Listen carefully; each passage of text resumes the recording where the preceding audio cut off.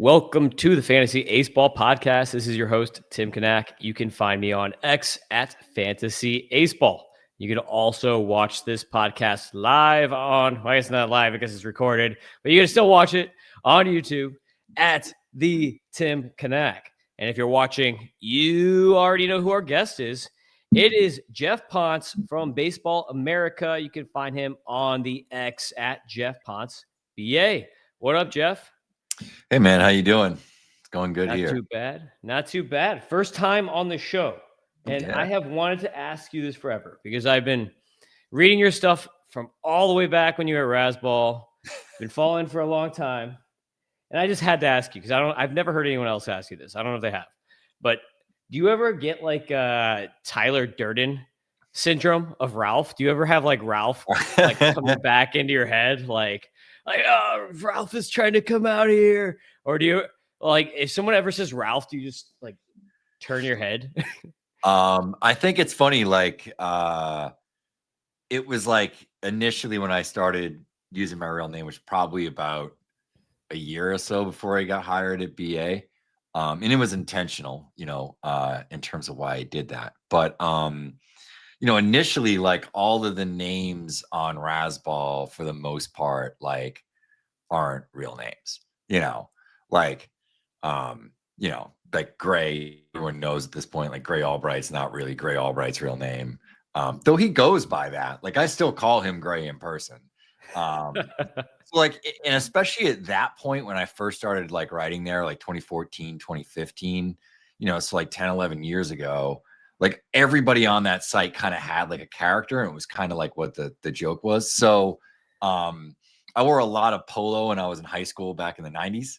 And as a joke, my friends called me Lifshits because Ralph Lauren's real name is Ralph Lifshits. So that's where the term came from. And it just seemed like something funny. So initially, like my profile picture on Rasball was Ralph Lauren in like a black sweater.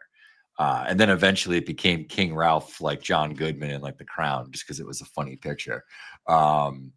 So like I kind of just went with it because I had like a professional job, and I was in like customer facing sales, and like especially when I first got into it, it was Rasball, like there's a comedy element to your writing. So like you definitely say some things that maybe aren't going to be looked at as like appropriate by everybody, and like not anything bad, but more like off-color jokes and remarks and like more adult kind of humor and that sort of thing.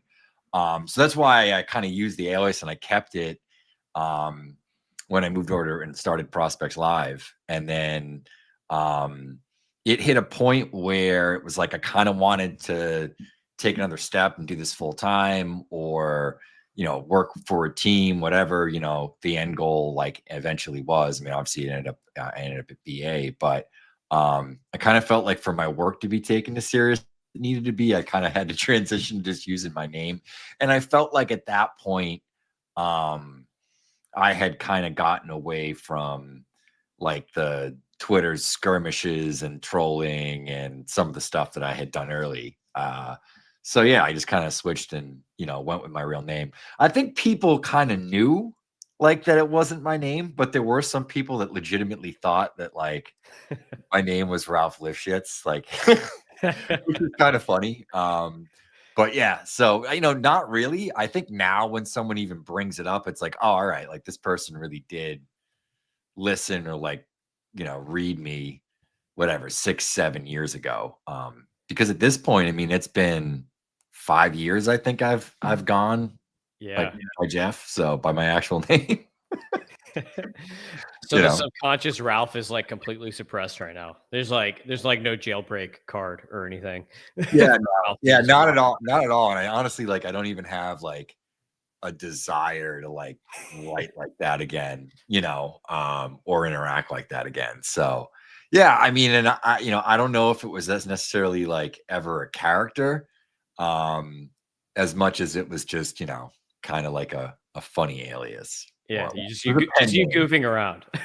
Yeah, exactly. It's a lot easier to like tell people that, I write about baseball, obviously, since I've used my real name, like trying to explain like, yeah, I write about baseball at this site, but I also use a fake name. Sounds wild. But like I was in insurance, and like some of the business owners and stuff that when I sold commercial insurance that you deal with, like are pretty uptight people and, might Google you when you leave the office. So, kind of leaving no breadcrumb trail was ultimately what the goal was. Because I needed to feed my family that way at that point. Yeah, that makes sense. That's funny though. So in person views. In the last week I saw Liam Doyle's debut. And to be honest with you, Jeff, I had talked about it already on the last pod, but to be honest with you, I was kind of like underwhelmed when I saw him. But like a part of that, I give him, a grain of salt because like it's the first time he's thrown in a game in months at this point. And the reason being is like the fastball is just kind of hittable. And I saw Andrew Painter. I think I saw Andrew is either his first or second rehab start in A-ball this year where I caught Painter. And when I saw him, I was just like, the fastball is not back. I was like, because the first inning, all he did was throw fastballs when I saw Painter, and everything was a foul ball. Like everything was fouled back. And I was like, okay, these guys are on this. This fastball doesn't have the features that it had where it can generate swing and miss that it used to have. And then as soon as Painter started throwing the secondaries, then he started getting outs. And I was like, okay. But Doyle, obviously, and like almost like infamously, I guess you could say, doesn't really have a track record of secondaries like the splitter. The splitter is the big one. But like, I don't know, just the fastball, the guys were catching up to it. He was topping at 98. So part of me is like, yeah, maybe I should push him down my rankings a few spots than where I thought I was going to have him. And then part of me is just like, look, it's first start, like give it more time. Like you can't judge everything based on one start, even though that's the only look that I'm going to get on him, until spring training next year here in Florida. So, I'm just in this weird spot now where I'm like, okay, let's kind of see what happens. Like I kind of want to push him down, but I understand at the end of the day, like you can't judge everything off of one start. Yeah, and I think like these guys, especially with the way the draft is these days, in terms of when the date is and when they get released, like Paul Skeens didn't look great out of the chute, right? Didn't give up any runs in his first couple of appearances in like A-ball, but then had one appearance, if I remember correctly, against Akron where he gave up like 4 runs in the first and just got like nuked. I think it's such a weird sort of plan to have guys ramp way down after a college season when they've eaten up a ton of like innings in a short window of time. Because I think that's the thing people kind of forget about these college stars. Like, yeah, they go once a week, but they also go a lot deeper into starts. Like they consistently throw 115 to 120 pitches. Like that's not all that unusual to see from, especially a Friday night guy in the SEC as you get deep into SEC play.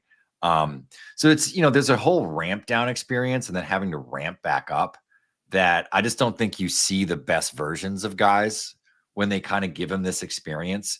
There's probably other benefits to it. And I mean, honestly, just kind of knowing Liam a little bit, it wouldn't shock me if he was like chomping at the bit and like, off-season camps, or excuse me, like, like continuation camp and like all that kind of stuff that's going on, being like, get me into a game. I want to go to an affiliate. They promoted him up to Springfield. That's another good test. That's probably where I assume he'll be assigned to next year. I wouldn't get too caught up in it because I think that the one thing he does have superpower wise is he's a lefty with lower release height, like higher spin efficiency, like unusual traits. So it's like flat plane of approach and just a matter of probably just commanding it to certain zones, where and some of that too, you kind of got to learn with pro hitters. Like I'm not somebody that subscribes to the belief that the SEC is equal to AA or something goofy like that. Like, no, like the SEC still has guys that aren't professional hitters, like in lineups. They do, where every single professional team you see is full of professional hitters. I mean, I don't know if people necessarily comprehend that. The secondary stuff with him is like, I don't know, like the splitter, I think is a pretty good pitch, but it's also a chase pitch. You kind of need something that you can either steal strikes with, get whiffs, or get bad contact, or all three that you can throw in the zone, which is why we've seen so many guys that kind of had bigger breaking ball shapes at a cutter as sort of like a middle pitch. It's also to like keep them, ahead in counts. And I think sometimes that gets lost in all the conversations of stuff and everything else. I wouldn't necessarily take too much away from a single start like this. Just because he's not ramped up and it's not necessarily the version like you're probably going to see on the backfields in spring training next year, and he'll probably get into some major league games, but where he might be going 5 or 6 innings and there's more of a game plan for how he's attacking certain hitters and, all that sort of stuff. So it's tough. It's like Arizona Fall League where we just got the rosters there. And like, I don't know, like I've been to the AFL like 3 or 4 times. I never feel like I come away like, wow, this AFL like pitching performance has really changed like my perspective, on this particular pitcher long term. It's just weird environments, and I think that, we get 5 or 6 months of regular season games. It is tough to see how college pitchers even sometimes translate because it's not necessarily the guys that go at the top of the draft that have the best results when you look back in 3 or 4 years. It's a lot of good pitchers in the second, third, fourth, fifth rounds. Yeah, that makes sense. I was also thinking too, like a cutter or gyro slider or whatever would be perfect for him to add some sort of bridge pitch between that and the breakers because his slider is pretty vertical. It kind of like looks, sweepery or curvy more than a slider, like a standard 2-plane slider. And so I think something like that would definitely help him. Is there anyone that you've seen of late that you want to discuss? I didn't see anybody last week. There's nobody local this week up in New England. So I saw Erie against New Hampshire. There's not a whole lot in that New Hampshire team. Like Victor Arias is kind of interesting, but none of the pitchers are like, I saw Fernando Perez, who's just like a number 6, number 7 starter, like a guy who throws a ton of strikes and competes, and the stuff is never going to be great, but he can probably eat 150 innings for you a year and, provide like a high 4s ERA type of guy, which has some value to teams. It's just not very valuable if you're looking at it from like a fantasy perspective or, ranking the top prospects in the game. Obviously, McGonagall's on that team. Clark is on that team. Clark was still kind of going through it after getting hit in the hands. And you could just see on some of the stuff he typically would kind of mash to his pull side was just, a little bit off on. And I think it was just a matter of like, I think when you get hit in the hand like that, or you have hamate injuries, there's just a lack of stability at the point of contact. But then the following series in Portland, the next week he went off. So I think he's feeling fine again.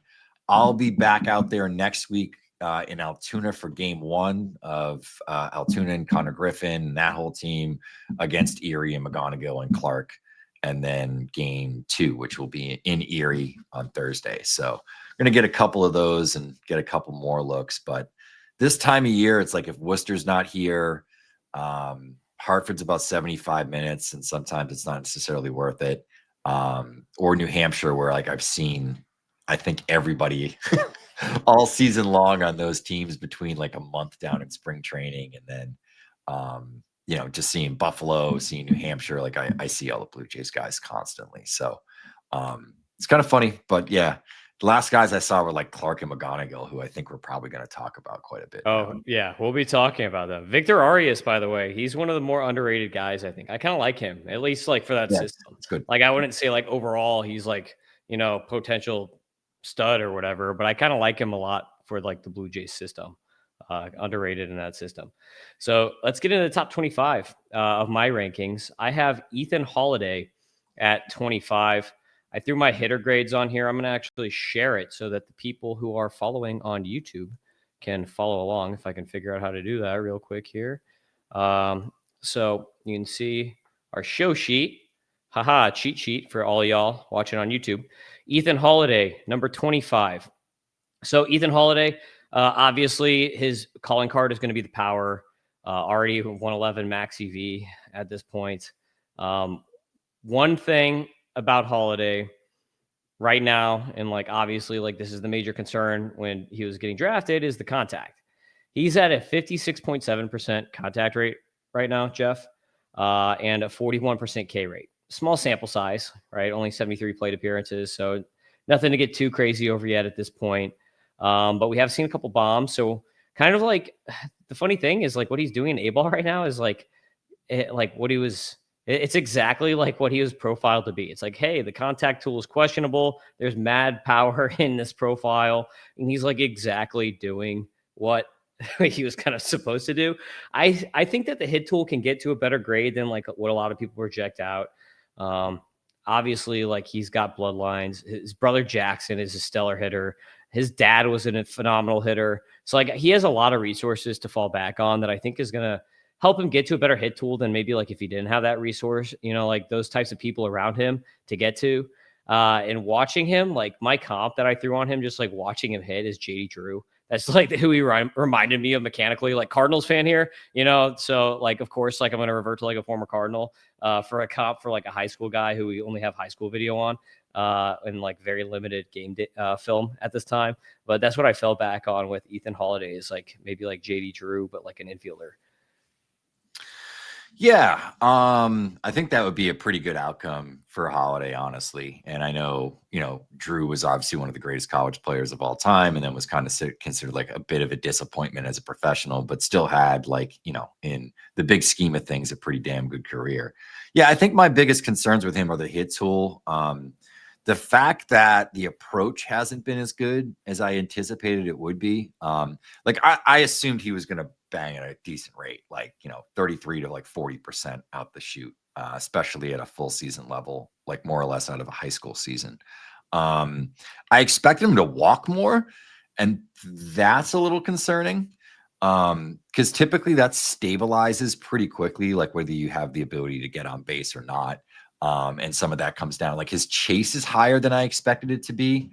I think that's a little worrisome. I do agree with your point that he has more resources available to him than just about anybody that's out there. And I think that tends to be, kind of the unspoken thing with any of these sort of legacy players that are in the game right now. And there's quite a few of them. It's just access to, more equipment, more information, more training, more money to obviously fund that without having to take a secondary predatory loan against your future earnings, like your Fernando Tatis, who of course is a legacy, but obviously in a much different position than Matt Holliday was in terms of what his father's career earnings were. So yeah, I mean, like I'm very on the fence with him. I think in a bad draft class, he's an interesting FYPD pick because the power upside is probably like 30 home run power. And, you could squint a little bit and do that projection thing because the Rockies never trade any of their prospects, that he could be up pretty quickly and be in a pretty good like home park environment, of course.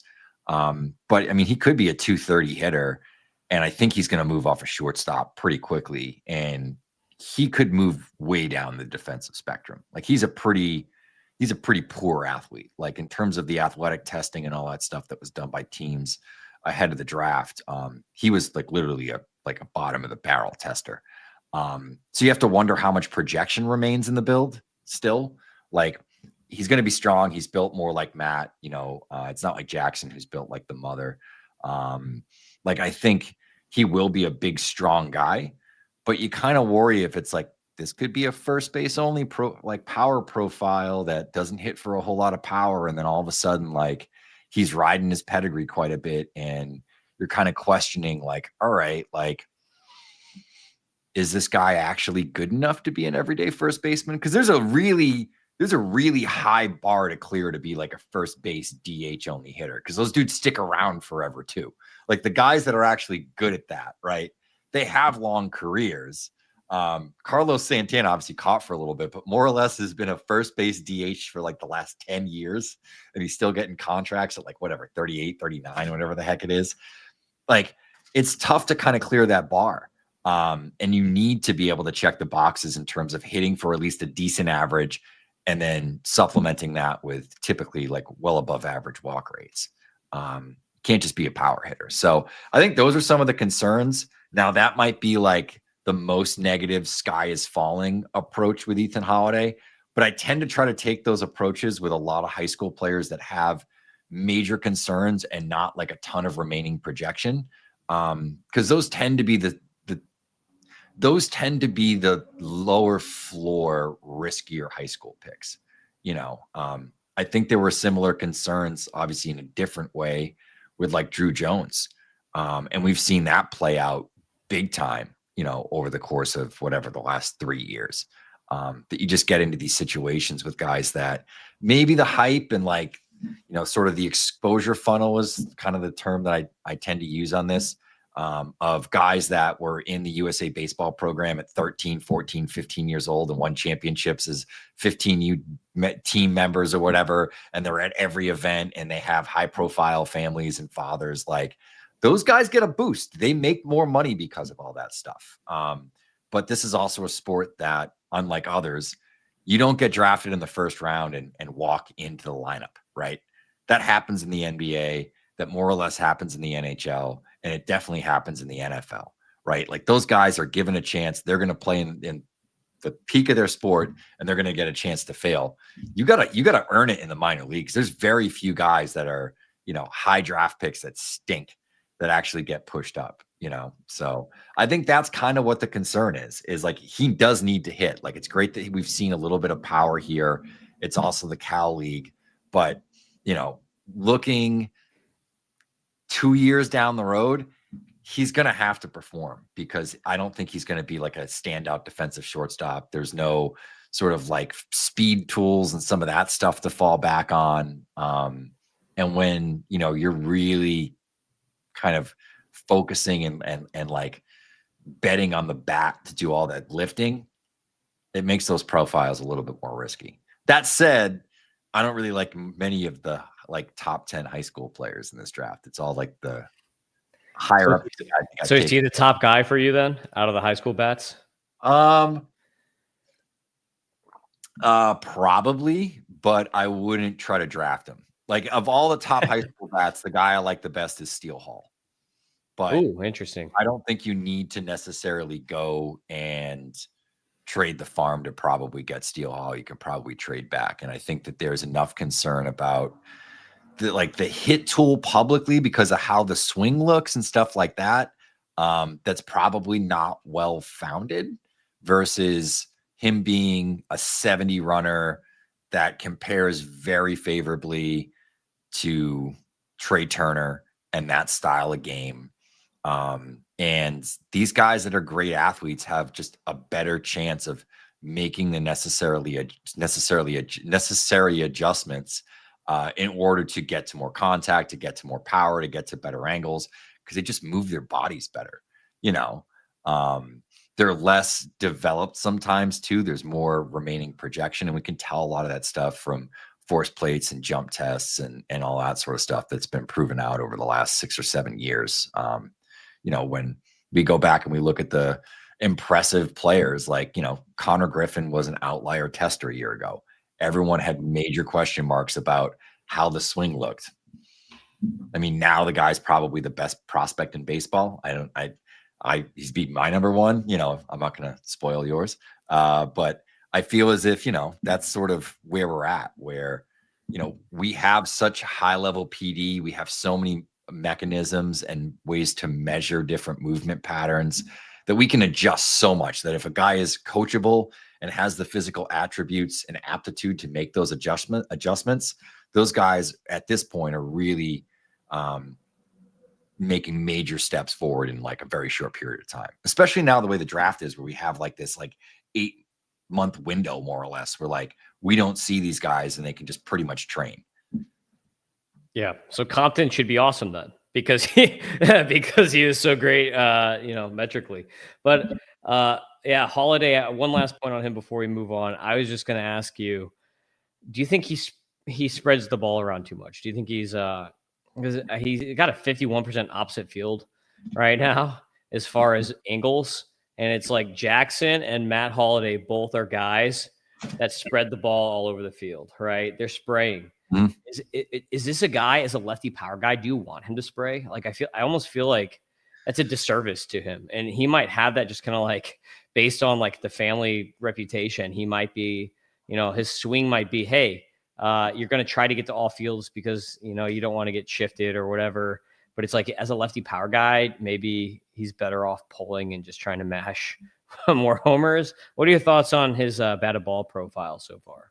Yeah, I mean, there's certainly a breaking point where, like, if you have 70 power, like, you don't have to necessarily tap into air pull, right? Like, if you're Travis Bizzana, like that's a metric that's key for you because that's how you're going to optimize your power. If you're Alex Bregman, like you need to do that to optimize your power, your Mookie Betts. When you're Roman Anthony or James Wood, you don't necessarily need to do that. So, I mean, his raw power probably falls in line with some of those guys in terms of how it projects. It's not quite there yet. My concern with some of his oppo, just having watched a lot of his at-bats this year, he's behind on the fastball, and that was something he struggled with on the showcase circuit. Was he was somebody that did not do a lot of damage against good velo. If he's not able to get the stick around that quickly, that's another concern. That's something to watch for, and certainly something that could lead to more opposite field contact, particularly against fastballs, which is honestly, haven't broken the numbers down, but synergy is actually, fairly accurate. So yeah, I mean, like, I think it's a concern. I think if it's an approach-driven thing and he's hitting the ball hard and he's able to go oppo because he's got enough big power oppo, I don't think that's necessarily a bad thing. Will it limit his home run totals from maybe 25 to 30 versus like a 40 home run guy that has everything fully optimized? Probably. Yeah. But it depends what the root of it is, because I think some of it could be bat speed driven and, just could be him kind of being stuck in between and constantly being behind on fastballs. Yeah, that's interesting. 24, keeping things moving here. We've got Caleb Bonham with the White Sox, shortstop, third baseman. I think he probably ends up at third. But got to love what we're seeing so far for Bonham. When I wrote this, he was not even in high A yet, but he's in high A now, and he's actually been mashing at high A. 192 WRC plus so far at that level with 2 bombs, 2 steals. And these are the type of guys that I really like, Geoff, because his plate approach is very, very sound for his age. I love when guys have an advanced plate approach. That's what, like, if you're looking on YouTube and you see the comp, that's what kind of brought me to like the potential Gunnar Henderson, like, as a potential comp a little bit, because the plate approach is very, very advanced for his age. He's also shortstop third, so it makes a little sense. But he's got some wheels too. So 12 bombs, 29 steals on the season for Bonham. This is a guy that I think has very, very well-rounded skills. He's not going to be a Connor Griffin and have like one super elite standout skill, but unless you count the plate approach, which might be that skill for him. But I think all the other skills across the board make him a very interesting player. And I might be the high guy on Bonham, but I'm a big fan, and he's had a very solid, consistent season all the way throughout. He hasn't really had many peaks and valleys, and that's another thing that I look for in guys is like, how consistent is this dude? And he's been consistently good all season. Yeah, we just did Welsh's annual sort of P1 September mocks. And like, I got him, I think, in the 5th round. And like, I've viewed him as a top 25 guy for probably 3 months now. We got him on the list really, really early in the year, the top 100 list. Some of the mechanics of that, I can't necessarily push guys up that aren't in my system as high as I want to. But I've had the Gunner comp on him for probably since like April. And like, his athletic testing is almost like dead on the letter with what Gunner's was like. And this is testing that was done by the same person at the same facility, at the same event, with the same conditions and timing gates and, jump plates and all that sort of stuff. Yeah, it's outstanding. I think his standout is the approach. And the power, like that combination. There aren't a lot of guys that are this young, fresh out of high school that, are putting up 105s, 106s consistently. And I think it needs to be stated, like, you look at his slugging percentage, one might be like, if you're just doing like stat line scouting, right? Like, I don't know if the power's there, it's a sub 450 slug. You have to keep in mind the environments of the Carolina League. Like, Roman Anthony like slugged like sub 4, like 350 in the Carolina League for like a month and a half, went up to Salem and immediately started to mash. It is a really, really tough place to hit, with big parks and a lot of other like environmental factors that make it one of the toughest home run leagues in all of baseball, even more so than the Florida State League. And we always kind of talk about, the heavy air and the marine layer and like all that sort of stuff that weighs the ball down there. Homers fly in the Florida State League in comparison to the Carolina League. It's probably even more than the Southern League. It's probably the least offensive league and least like slugging friendly league. And he really hit there, which I think is a testament to him. I wish they would have brought him up earlier to Winston-Salem because it just feels like he kind of at a point like was like, why is this guy still there? And I don't know. He struggled in June. That was the 1 month that he was bad. Maybe they were ready to bring him up if he had a good June. But then he broke out of it in July and had like a massive July into August. And obviously then, finally gets the promotion. But it did feel like he was getting a little stale there for like a month or so, or it was like, why is this guy still at this level that he's obviously dominating? And beyond the stats, as you said, you see it just in the at-bats. He's not swinging at junk. He's attacking anything that you throw him over the plate, hitting it for power, good angles, consistent contact. And there's some twitch and athleticism there too. Like you said, like a bigger shortstop, like the Seager, Gunnar Henderson type. Maybe it moves to third base. Can probably play shortstop in a pinch as well, but won't be the rangiest guy there long term. Yeah, thinking about the White Sox as an org real quick, you mentioned, they probably should have brought him up. I feel like the White Sox are one of those teams that kind of like, they linger with guys. They like to let guys kind of like hang around at levels a little bit too long. And maybe that's because they have a certain window in mind. So maybe there's like they're like, okay, we're not going to compete for this year or that year or whatever. And they're just like, okay, he's not going to be up till, 2028 is the year we care about anyway. So it doesn't really matter. Let's just let him ball out. So, I mean, like that is something to consider too. Proximity wise is like Gunnar, the Orioles got super aggressive with. He just kind of like broke out and they're like, okay, we're going to promote this guy really quickly now through these levels. You might not get that with Bonnemer because of the org, just because they might not feel that they're in their competitive window. So any thoughts on the Sox in general with that? Should we be thinking about Bonnemer more for like 2028? Is there a shot for 2027? What do you think as far as like ETA? It's so hard to know because we don't have a ton of track record of the White Sox having a viable prospect that they drafted like from high school. The last time it happened was Tim Anderson. I mean, it's been Olsen, maybe.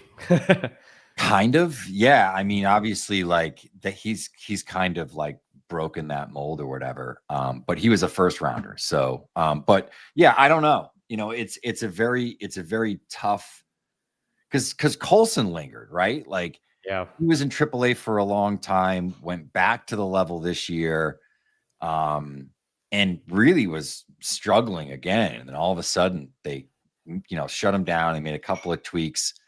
The numbers were better, but not great. He gets called up to the big leagues and he's just gone off. I mean, I don't necessarily trust it for next year. Like I'm very weary of Montgomery, particularly in like redraft next season. That, yeah, he was hitting for some power, but there's some underlying approach stuff that's like major red flags that he didn't have in the profile before. So just weird because it's just like, how are they going to screw this one up? Because we didn't view Montgomery all that differently from this 3 years ago. I mean, Yeah. he had the approach, he had the contact, and like his chase and like in zone whiff numbers were great in A-ball. And he had some underlying power. It was like, yeah, he doesn't really sell out for the power. We should probably get to more of it as it comes. Same thing, kind of a bigger shortstop, probably going to move to third base long term.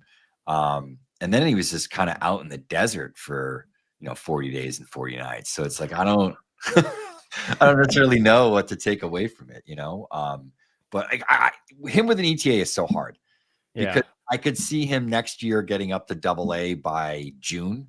And then all of a sudden it's like, it could be 2027, it really he's going to have to force their hand because if he gives them any reason to keep him down a little longer, they'll do it. Yeah, I agree. So 23 is shortstop Colt Emerson with the Mariners. This is a guy actually moved up quite a bit because I was kind of waiting for him to see some power. And I was like, okay, like the hit tool's great, plate approach is great. He's a bigger dude. He should get into more power. And he really wasn't, besides like the fall league. In fall league, he had the most doubles or whatever it was. And we're like, okay, there it is. It's going to begin. The power is going to start. And in the beginning of the season, it like didn't translate again. So he's finally getting into a little bit more power. And that's really the main thing with Colt Emerson and me is I'm just like, okay, like everything else I love, but I want to see more power here. And I don't know what he's going to ultimately get to as far as power. I only gave him a potential 50 grade because I don't think he's going to be like, I don't think he has the power upside of like a Bonhomer, because he doesn't have, even if they have similar even if they get to similar EVs, he doesn't hit to the same kind of power angles that Bonhomer gets to. Like Bonhomer is a pull fly guy, so he's gonna get just naturally by the angles he's gonna get to more power. Whereas Emerson is more of a spray guy, so I think he's gonna be more of like a 20 home run guy with doubles. What are your thoughts on Colt Emerson? Because like it was actually kind of tough for me to put Emerson ahead of Bonhomer because I'm so high on Bonhomer, but because Emerson is so safe and because I kind of trust the Mariners more as an organization to promote Emerson when he's ready. That's kind of the reason I bumped him here. I'm gonna take issue with one thing you wrote though. There is no way on earth he's a better athlete than Brendan Donovan. Brendan Donovan is like an outlier athlete. Like, isn't a great runner, jumper, like blows up athletic testing models. Yeah. So that's the only thing I'll take issue with there. He's definitely I'm a Cardinals fan. I watch him all the time, and I love him. Definitely not a better. He's my boy. Like I love Brendan. But yeah, like no, Brendan is a wild athlete, and for crazy, he was in a backfield in high school with what the hell is his name? That's a kick returner, a punt returner, and cornerback for the Patriots. Marcus Jones. They were in like the same high school backfield. Him and Donovan. Donovan's like Donovan's athletic testing wise is like an outlier. Yeah. Like he's like in like a 70 athlete. Yeah. Surprisingly, probably because he's so unassuming. But yeah. Yes. No, Emerson's like a mid-tier athlete. I think Emerson, it's more of a Corey Seager profile. Like it's one of these guys that it's contact and approach. He hasn't sold out for power yet. Mechanically, there was some stuff that had to get cleaned up once he made those adjustments. We've really seen him take off. Everett's a great place to hit. Arkansas is not. Since he's been called up to Double-A, we've seen him continue to perform there, continue to hit the ball hard.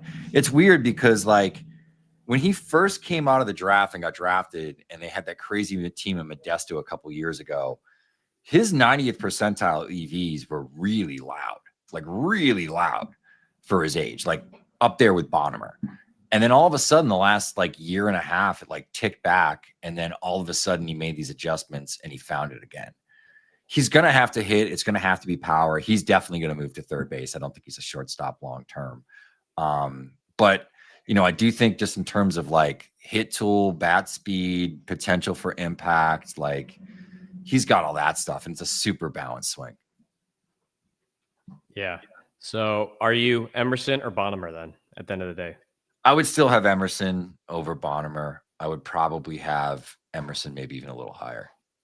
Interesting. 22. I go to outfielder Carson Benj with the Mets. He's one of the big risers right now. I bumped him from 70 in the rankings.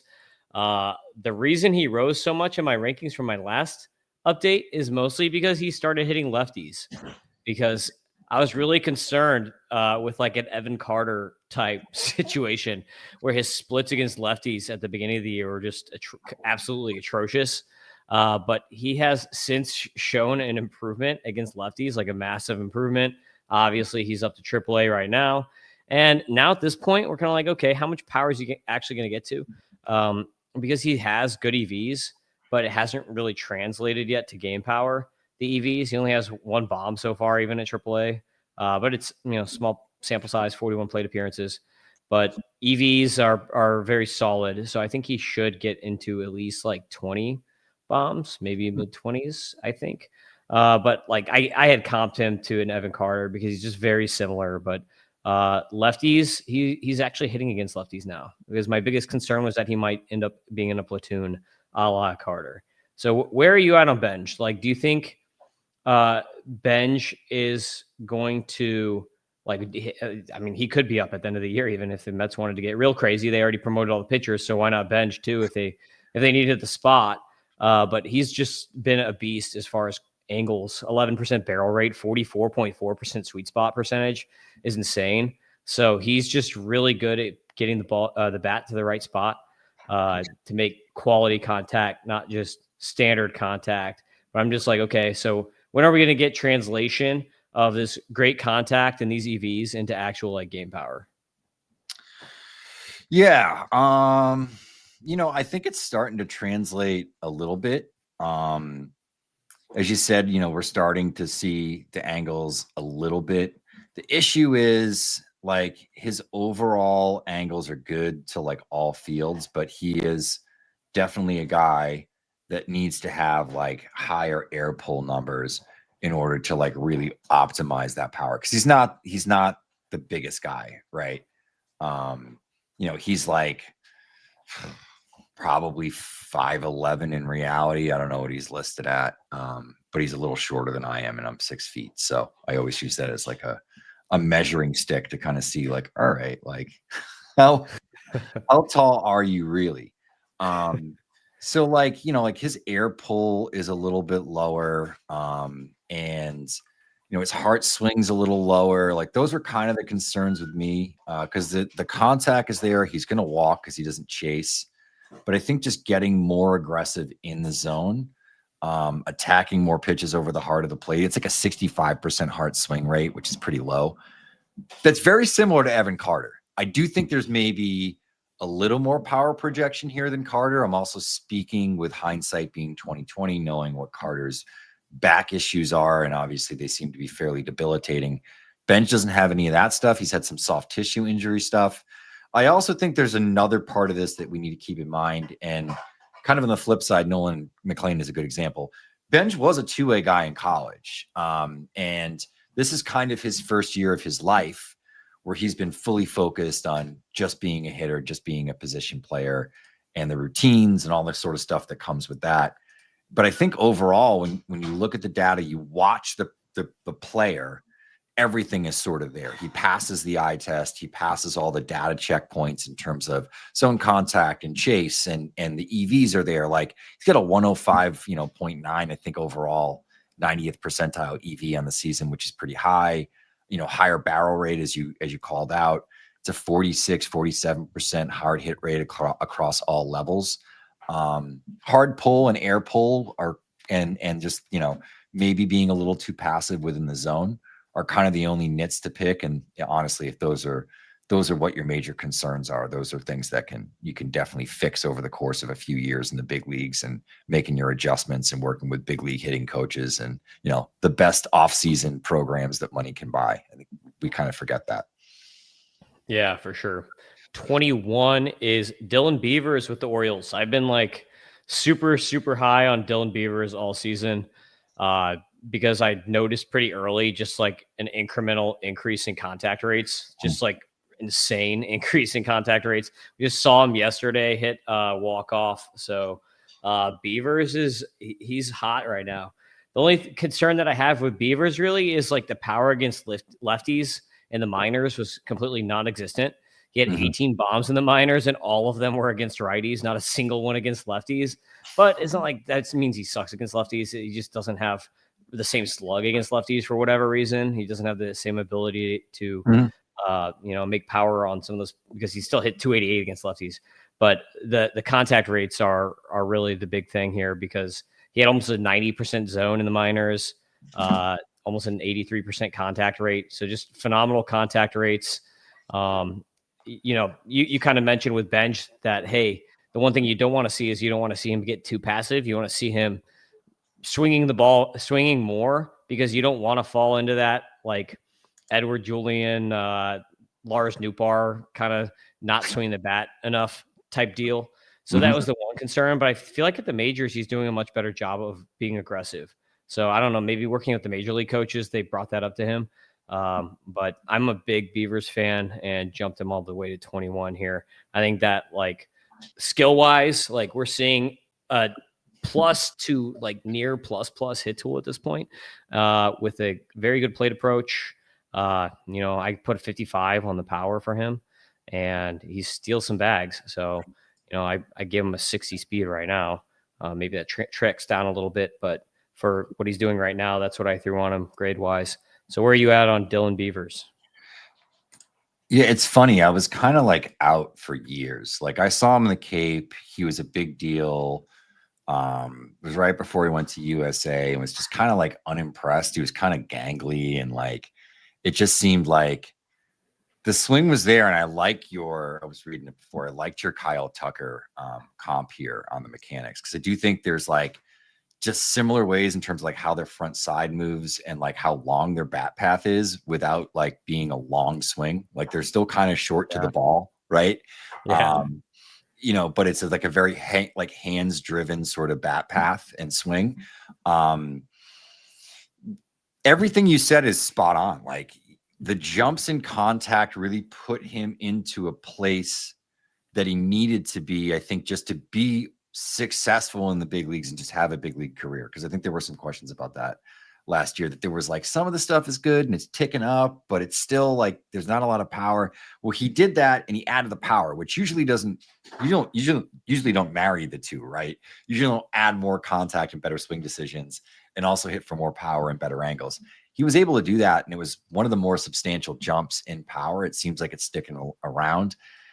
We've seen it's only been 70 plate appearances in the big leagues, right? So it's not a huge sample size, but he looks like an average regular right out the gate, and just tracking from what the performance was in AAA and some of those kind of benchmark metrics that we look at for potential success with AAA hitters. He more than exceeded that sort of threshold and went far beyond it. And that's typically indicative of somebody who's going to be at least an above average regular. I don't know if it's going to be an all-star or anything like that, but I think from a production standpoint, like you can say, wow, they might have really like replaced Cedric Mullins already. Yeah. Is he going to be the glove? No, but the offense might be better. And at the end of the day, you're looking at similar sort of like WAR value at the end of the year. Like that's what I kind of mean from a comparison standpoint. They're obviously not a 1-for-1 sort of player comp, but yeah, Beavis had a great year, and I think has really like pushed himself up for me. Where do you have him though? Like top, where is he for you specifically? Top 30, top 25? I'd have him higher on a fantasy list for sure. Like a real life, to see where it kind of comes out. He's probably more, if I remember correctly, last time I like updated a couple weeks ago, maybe like 46, but he's had a little more success in the majors since then too. But yeah, I think it's also like fairly close to a finished product, Yeah. And on real life lists, I'll rank off like catchers that have a chance to stick behind the plate, and some, other pitchers higher. Like we don't have Brody Hopkins in our top 100. Brody Hopkins is inside my top 30 personally. Ooh, like that. All right, number 20, starting pitcher Bubba Chandler. So Chandler dropped a bit in my rankings, probably dropped a little bit in everybody's rankings because the command, which I thought when we first saw some of the command struggles, I was like, okay, there's just a little thing, whatever. He's going to get over it quick. We kind of saw a little bit of a rebound at one point. I think it was like end of July. He started having better command again, then it kind of trailed off again. So like a part of me, I'm just like, it was just all mental. He just wanted to get to the majors, right? He was just sick of playing the games, whatever. And is like, hey, put me in the majors. Because the stuff is still ridiculous. But I don't know, like right now, for instance, in the majors, 7.36 ERA in 14 innings, I really don't care. It's like his ERA doesn't matter at this point. There's not enough innings. What I look at is like, okay, on Stuff Plus, he's got a 117 Stuff Plus on the fastball so far and a 112 Stuff Plus overall, which tracks with a lot of the data that we were seeing in the minors. So the stuff is all there. And I think that like he's gonna like having a normal offseason too is gonna be good for him to get his head right, knowing that he's gonna be in the majors next year and he doesn't have to deal with like the getting drawn out process of like him being ready but not getting promoted because the Pirates are money conscious, which it has to be frustrating. Like there's no doubt that that's frustrating as a player, because the dude wants to start getting paid. So it is what it is. But like it just puts you in this point where you're like, okay, is the command struggle with Chandler that we're seeing right now, is that a real thing, or is this just like a mental frustration type deal? And like, I kind of want to lean toward him being able to come into a next clean offseason next year and it won't be much of an issue. Yeah, I think some of the locations in the four seam really started to change, like in June when he started to struggle a little bit. It almost seemed like they were trying to get him to throw the four seam down more frequently because all of his misses were lower and like middle of the zone.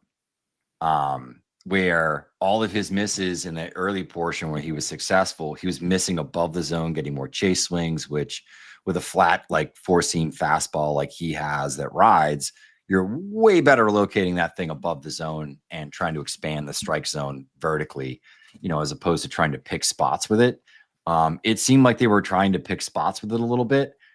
I don't know if that was a him thing, if that was a game planning thing of like you need to be able to locate the fastball in these particular zones if you're going to have success in the majors, or if it's just a product of like not having a very good breaking ball. Like his slider is just kind of okay.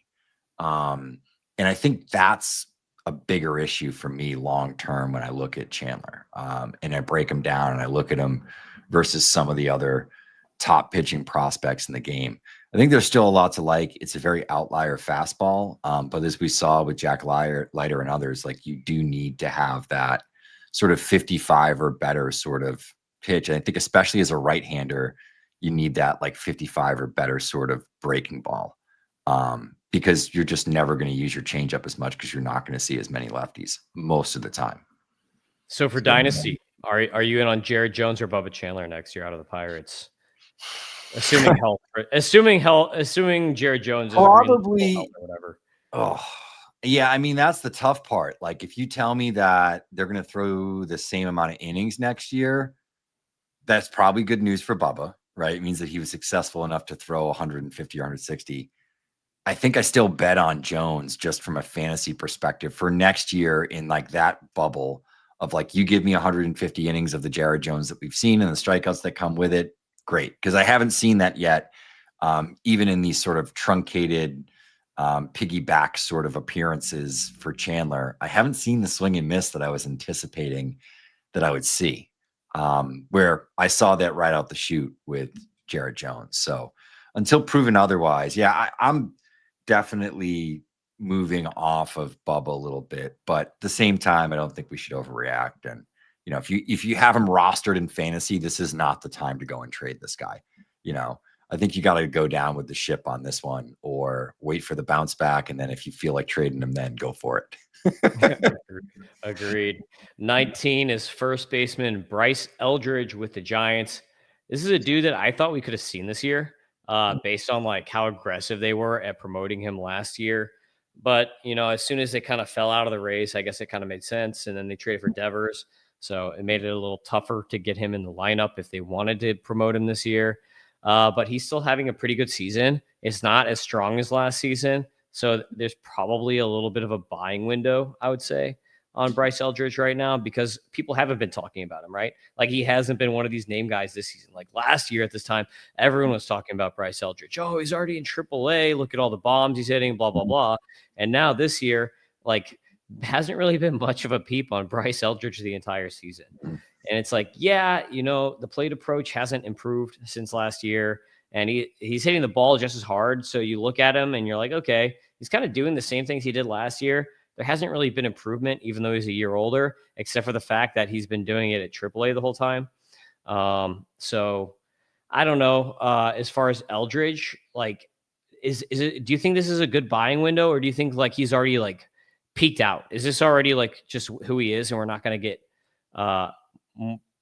is he's done getting better? Like, what do you think about Eldridge ultimately? Yeah, no, I think the hit tool will continue to improve.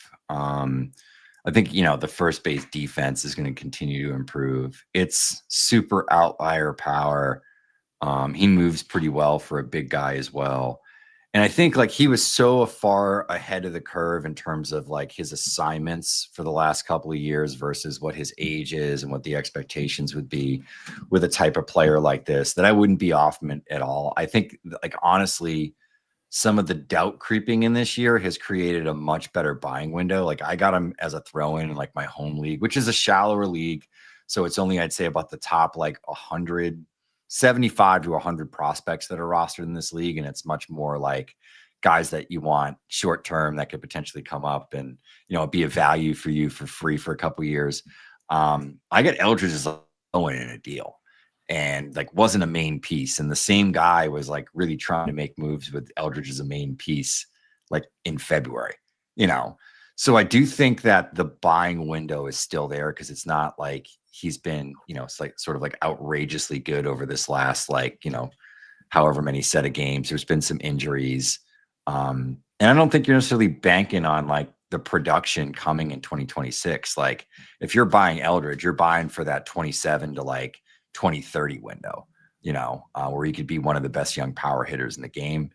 Bigger guys like this. You got the Matt Olson comp on him. Like people were off Matt Olson at a certain point. He had that 1 year, I think, in Midland that was really tough. And then like everyone just wrote it off. And like he was getting, pushed from like, 90 to like 100 to like 250 off, 300 boards and stuff like that in terms of prospects. So it's always like,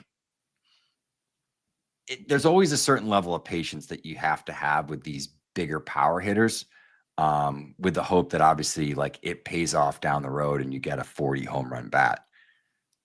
The best thing for Bryce Eldridge might be the fact that he's now expendable, at least if you're like a fantasy manager that has him rostered. Devers coming in and him being expendable might mean that he gets to go to any other park, which of my power hitters, I think that's probably 30 of the 30 parks of like where I want my power hitters to be playing. Like there's other parks that aren't great.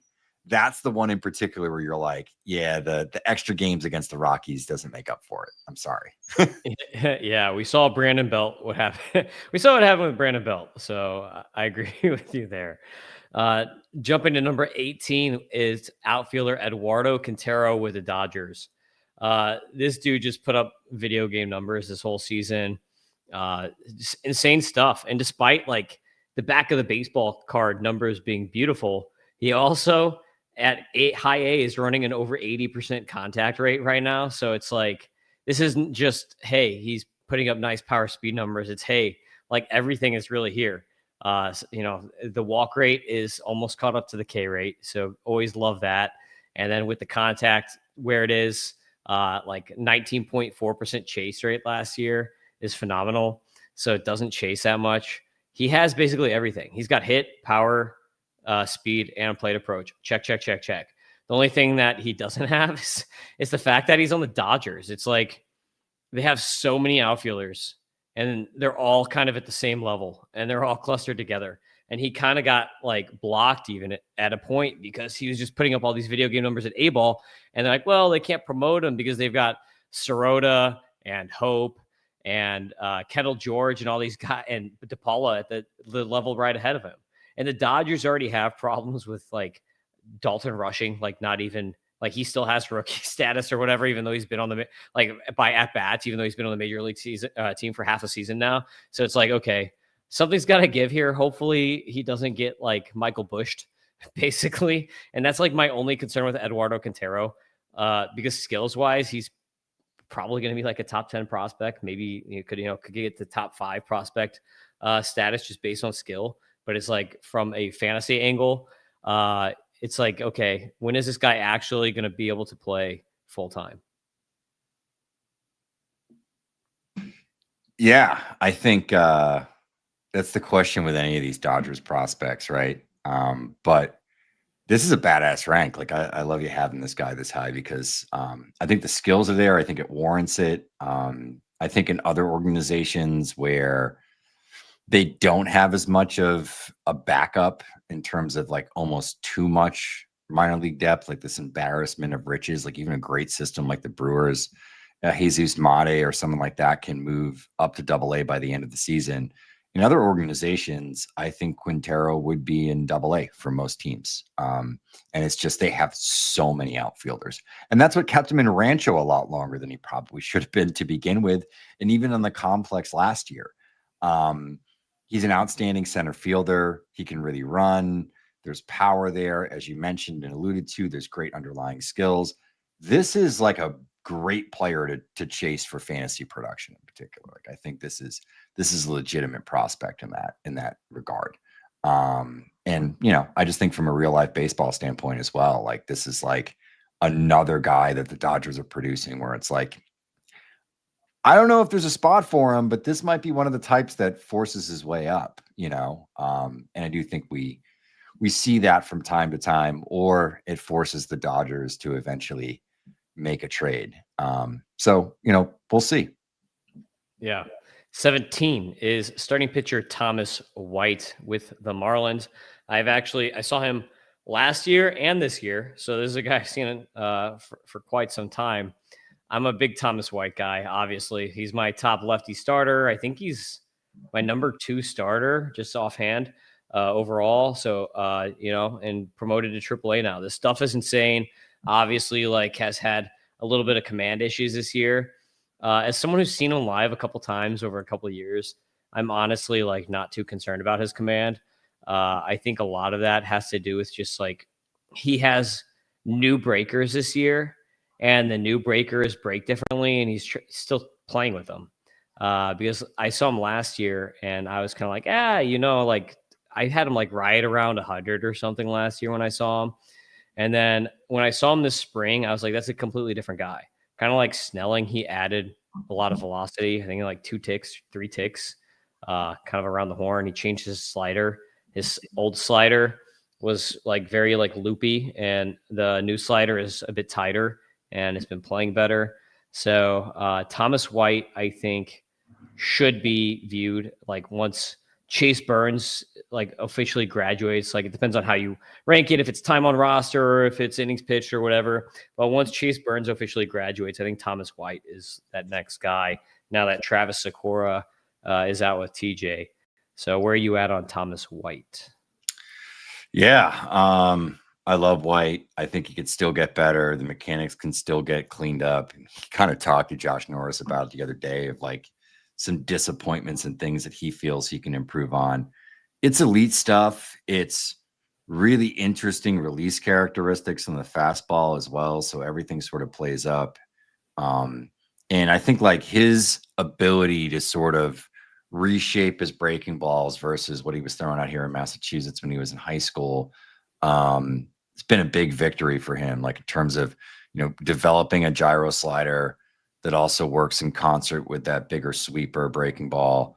And, has developed a pretty quality changeup as well. And we know the fastball velocity and quality is there. So, I think he really honestly has a chance for 360s and probably 4 average pitches or above. I don't know if that slider ever, the actual gyro slider, I don't know if it ever gets to an above average pitch, but it was we talking about earlier. It's one of those sort of additional pitches that you add in a bridge pitch that's more of a strike stealer, sets up other stuff, gets guys off of just the fastball breaking ball shape. And it's more often than not a fairly non-split dependent pitch. So it's why gyro sliders and cutters tend to be pretty valuable. So yeah, I think it's a really good profile, and he's my top left-handed starter. I think you can make a case that he's the best starting pitching prospect, not in the major leagues. Yep. 16 is Travis Bazzana with the Guardians, finally back from injury. I'm going to ask you, do you think that Bazzana would have debuted at this point had it not been for the injury? Possibly. Yeah, I think, had he not missed, he's an oblique too, right? And those aren't great injuries. Mm-hmm. You miss 2 months effectively. Yeah, I think, especially the way he's performed now that he's in AAA, I think he's a guy that's going to get better as you keep on moving him up levels because the games mean more. And just knowing Travis a little bit and his mentality, that kind of matters to him. So yeah, I do think he probably, especially now that they're not totally out of the wild card race, I don't think it would have been crazy to have seen him come up a little bit earlier, especially if the team performed well. So I think it's kind of twofold that if they're a little closer in the Central a little bit earlier, maybe don't deal with the whole Class A and Ortiz thing, which is crazy. And Bazzana stays healthy and performs and, maybe pushes his way out of Akron a little earlier. Yeah, I think it's very reasonable to think he could have debuted in August or after the trade deadline or somewhere around that period. I think he certainly will next year. What do you think about the ultimate power upside with Bazzana? Because Like coming into the year, uh, I obviously as a Cardinals fan, I had seen Weatherholt, and living in Jupiter, I'd seen Weatherholt a decent amount last year. And so I was very, very high on Weatherholt, but I kind of had this, I was like, I think Bazana probably still has the higher power ceiling. But at this point, I'm not really sure. I think they're actually pretty comparable in power output of what they're going to do at the major league level, while I think Weatherholt has a better hit tool and approach.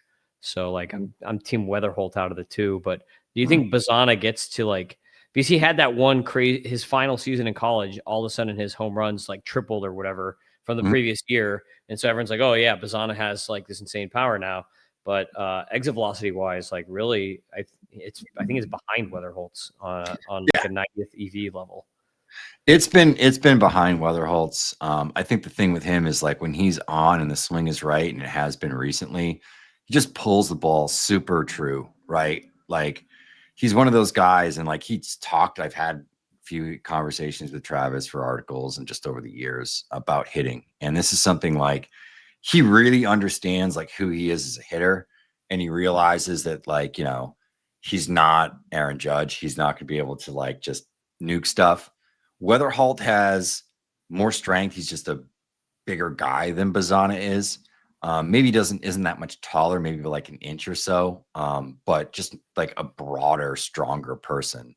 I think that the way that he could compensate and have similar home run numbers or better home run numbers than Weatherholt is the pull side stuff. Weatherholt's still kind of an all fields hitter.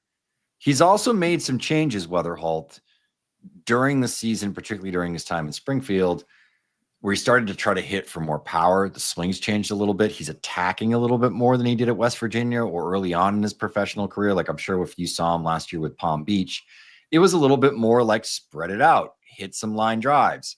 He's definitely trying to hit some nukes. I feel like you could see the differences in the swing and just how much more violent it was. It wasn't as like controlled and easy does it and kind of hitting what they give you.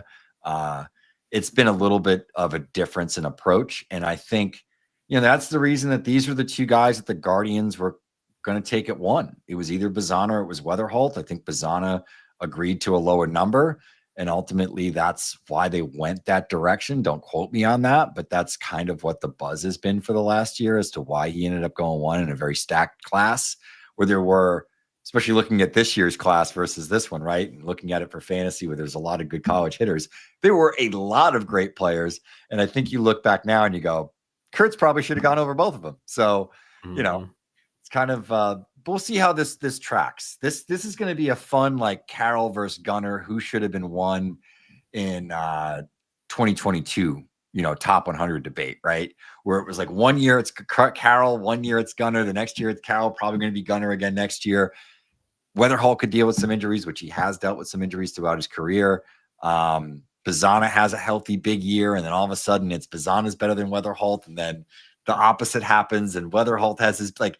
I think this is always going to be a close conversation because they are two very similar players with hit tool, kind of middle infield skills. I just think like everything's turned up a little bit with Weatherholt, just in terms of what his power output can be, his ability to play shortstop versus second base. Bazana isn't nearly the fielder that Weatherholt is. And they're probably similar speed profiles in a straight ahead race. Maybe Bazana runs a little bit more than Weatherholt does, but it's very similar. It's just kind of how the machine's getting deployed, I guess, is what's drive those stats, where they are in the lineup, who's hitting them around them, and how often they let them run and swing for the fence, all that sort of thing. Yeah. 15 is Luis Pena with the Brewers. Big mover here. It was kind of tough for me to put Pena ahead of Bazana, but the Brewers have been moving these guys so fast that I'm like, okay, I'm kind of down for it. Like from a proximity standpoint, the Brewers are getting aggressive. They've had a track record of being aggressive, as with Jackson Chorio. So kind of like opposite White Sox here with the Brewers, I guess.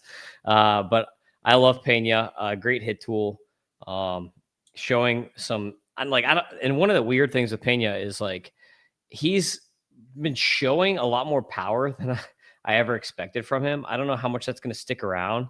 And the contact rates have dropped as he's gone up the levels, which, you would expect that from a younger dude. So I'm just curious, kind of like to see with the contact transitions once he starts settling in a bit more, and seeing if this power that we saw in A ball is actually like the real deal. Because I feel like there's maybe like a McGonagall light or something type deal here. Like I comped him to a righty only Francisco Lindor mechanics, kind of like a Jose Ramirez profile, I guess, is like what the ultimate upside would be for Luis Pena.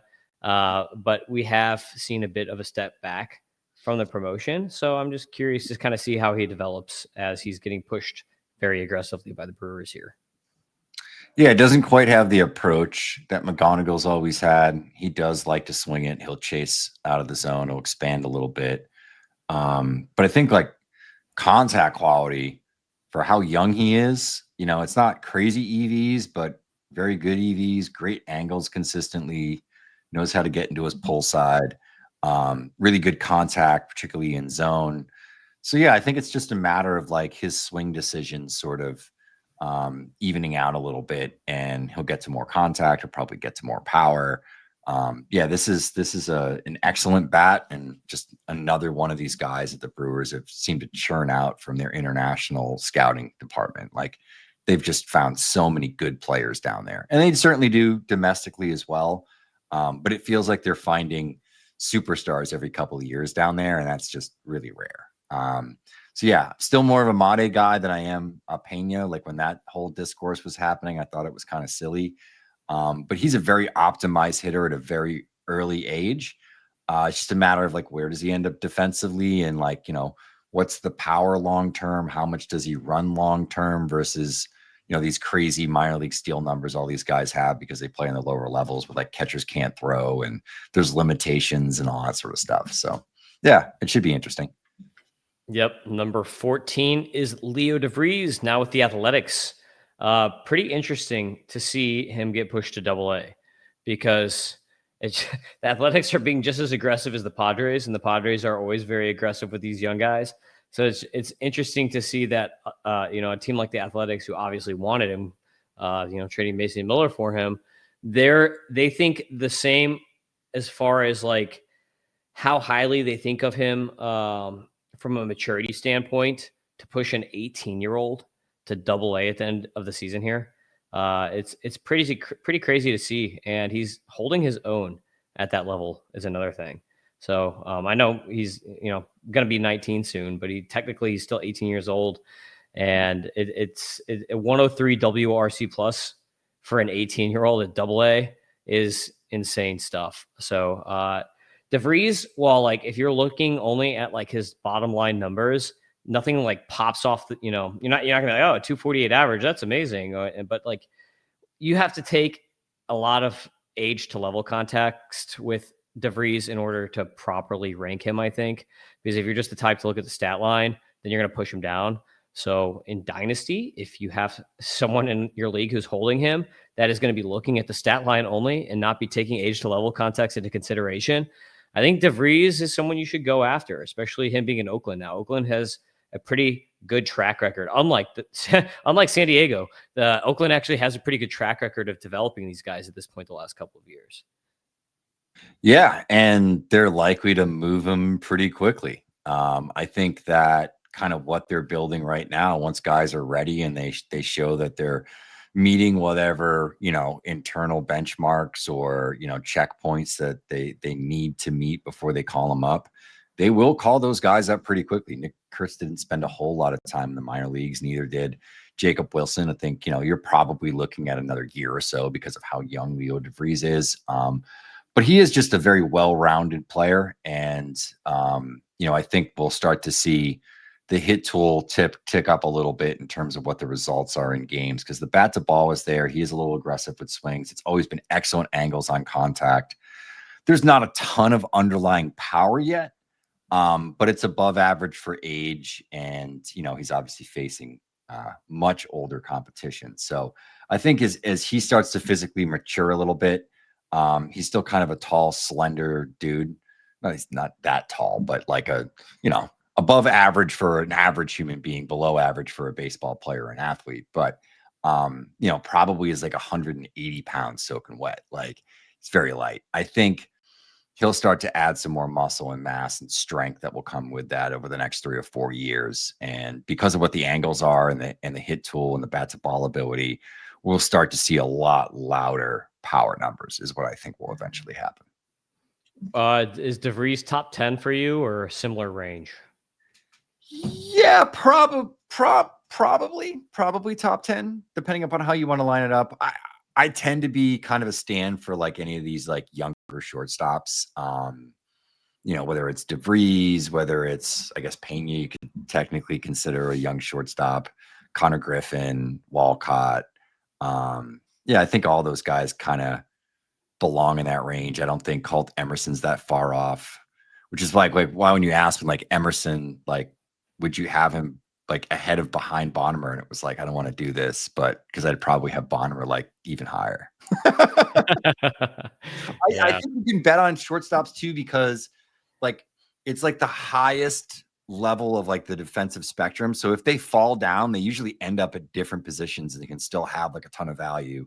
It's also tends to be the better athletes and the guys that just have better baseball instincts that play at that position. So I think there's like more aptitude, which is kind of like the undiscussed, ungraded tool, is like how quickly can you adapt to things and how quickly can you process new information, even if that's physical information, right? Like tells and that sort of things, or just picking up on little cues that tell you this is coming for a pitch, or he's going to do this, or he's trying to attack me. Like all that stuff, I think is like the processing side of it is something that's like super underrated. And it's just very hard for us to understand unless like we're in the cage with these dudes and we know what they're thinking and what they're struggling. Right.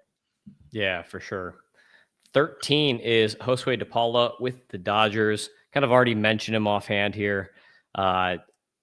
Quintero versus DePaula. I think most people are probably going to go DePaula over Quintero, though I think Quintero actually for fantasy probably has the higher ceiling just because like I think the power speed ceiling could be a bit higher if you're just like all in on like fantasy output only.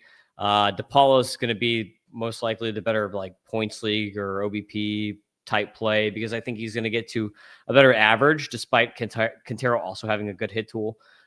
Just because the plate approach for DePaula is so strong. So I think DePaula, he especially because of the frame, right? Like what a lot of people are going to think of, and like one of the things that it's hard to get value from DePaula right now in a fantasy league because of the home run in the futures game. Like that's the thing. That's the thing that people are going to think of. Like people who are kind of dynasty prospect guys, but not really all the way in looking at like some of the under the hood data. They're just going to remember that home run. So this is a tough guy to like acquire in dynasty, I think, because of that. But I think that he's like a given for the Dodgers out of these outfielders to make it to the Dodgers. Like I feel like the Dodgers probably think higher of him than, even though, obviously they love Sirota, but I think that he's ahead of the top of the pecking order when it comes to like Sirota, Hope, George, Quintero. I think DePaula is just like the top of the pecking order for the Dodgers.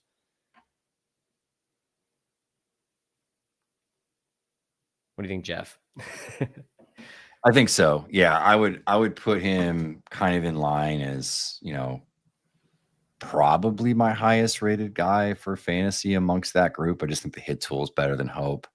The power's there. It started to show up more. He's been running more. Big question with DePaul is really like the defense is pretty bad.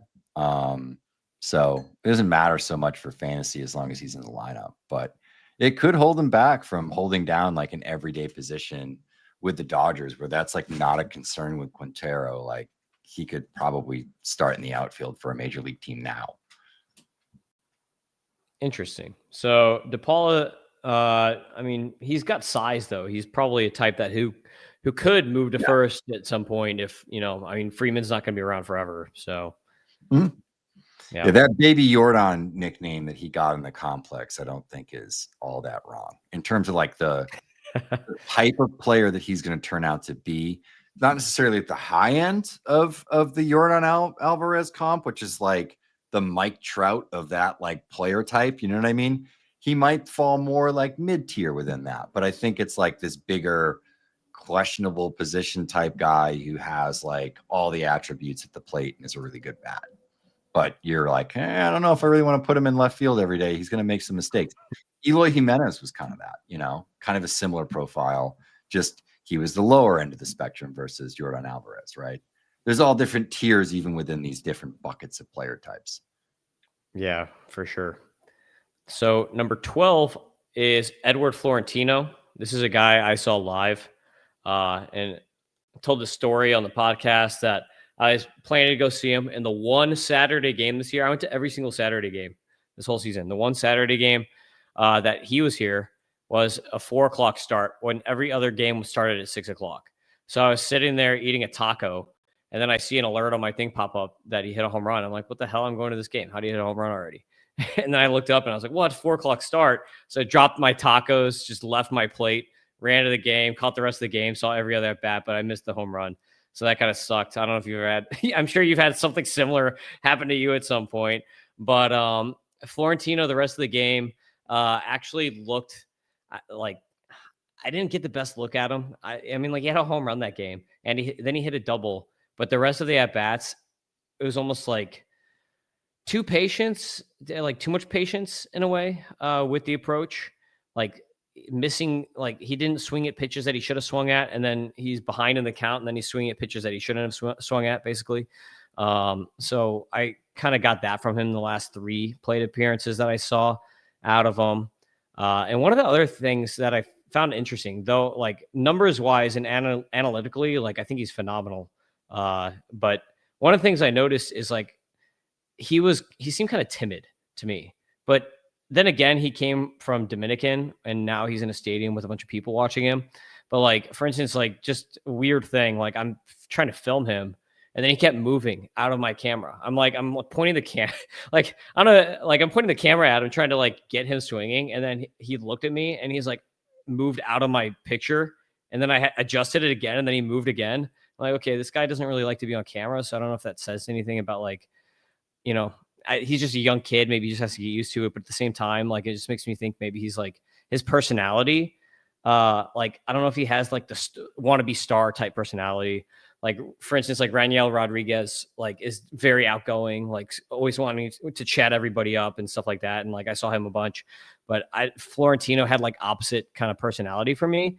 And like, as a guy with like star level talent, that kind of concerns me a little bit just from like the personality. Like, I mean, like it was like one time I saw him, right? So like I don't want to take it too far, but like going a little Ian Khan here, like trying to get like psychological with these guys, it's something that I did take note of.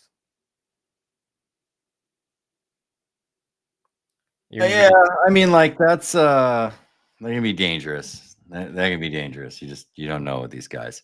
And guys mature and grow up too. So just be careful with the Ian Khan philosophy on that one. Yeah, I mean, I think Florentino is like honestly the breakout prospect of this year, just in terms of a guy that was way off of like top 250 lists. Everything is there. The performance is there. The underlying numbers are there.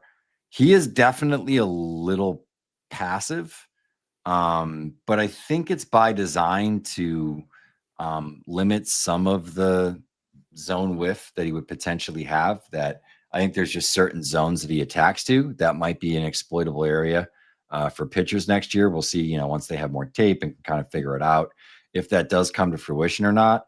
But quality of contact, the bat to ball ability, the ability to get on base, run a little bit, it's all kind of there. Yeah, for sure. The angles are ridiculous. Crazy launch angles. Really good ability to hit the ball hard a lot of line drives.